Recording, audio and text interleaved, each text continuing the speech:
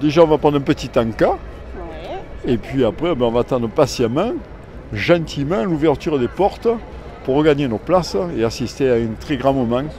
Le Saint-Valois va se transformer en cathédrale. En Jambouin, bloc N, on a déjà regardé où ça se situait, où était la scène entre guillemets pour le pape. On sait qu'on va avoir 1 heure de concert, donc avec le groupe Glorious. Donc ça aussi, on attend avec impatience. Et ça va être un grand moment de communion et de prière. C'est quelque chose d'exceptionnel, on vient voir l'OM et là d'habitude on a l'occasion de voir le pape, donc c'est quelque chose de fantastique pour les Scouts de France, qui est un mouvement catholique.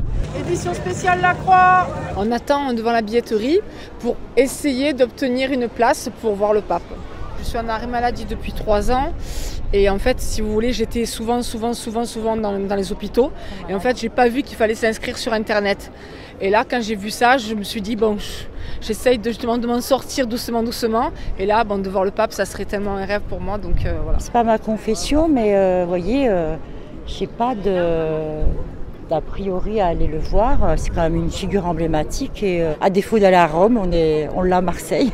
L'ouverture, je crois, il me semble, c'était en juillet. J'avais pas à ce moment-là l'opportunité et là, je me suis dit, allez, on croit en Dieu. Ça se trouve, il en restera encore des places ce matin et apparemment, il y a eu une ouverture à midi là et on a saisi l'opportunité.